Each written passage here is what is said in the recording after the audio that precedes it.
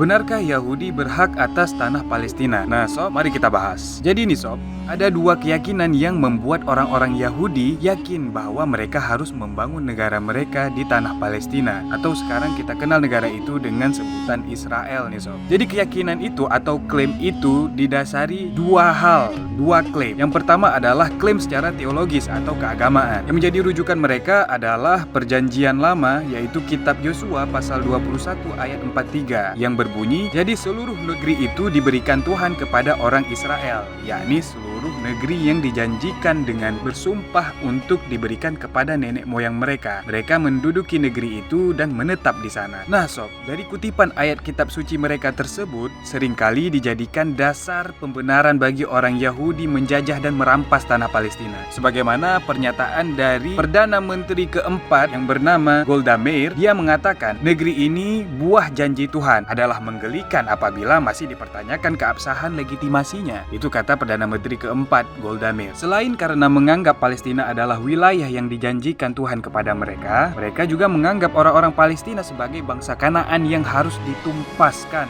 atau dimusnahkan. Yang jadi rujukan mereka adalah Kitab Ulangan pasal 20 ayat 17 yang berbunyi, tumpas sama sekali, yakni orang Het, orang Amori, orang Kanaan, orang Feris, orang Hewi, dan orang Yebus, seperti yang diperintahkan kepadamu oleh Tuhan Allahmu. Agak kejam ya memang sob. Dan memang benar, orang yang pertama kali menempati wilayah Palestina, yakni pada tahun 2500 sebelum Masehi, adalah bangsa Kanaan yang berasal dari Tenggara atau Bahrain. Berdasarkan catatan sejarah, bangsa Kanaanlah yang membangun wilayah Palestina menjadi sebuah kota dan menamakannya sebagai Yerusalem, layaknya nama dewa bangsa Kanaan pada saat itu. Nah dari sini saja sob, sudah jelas ya siapa yang awal pertama kali menempati Palestina. Nah itu tadi baru berdasarkan klaim secara teologis atau secara keagamaan mereka saja, yang mana Taurat sebagai kitab suci mereka yang mereka jadikan rujukan untuk menguasai wilayah Palestina dan membunuh rakyatnya. Nah sekarang mari kita bahas klaim yang kedua, yaitu berdasarkan sejarah. Orang Yahudi mengklaim bahwa mereka berhak atas tanah Palestina karena merekalah penguasa asli tanah Palestina yang kemudian diusir dan berusaha untuk kembali ke kampung halamannya. Padahal tadi sudah jelas banget ya, berdasarkan sejarah saja, bangsa Kanaanlah yang notabene cikal bakal bangsa Palestina yang awal pertama kali membangun wilayah di Palestina. Dan ini terbukti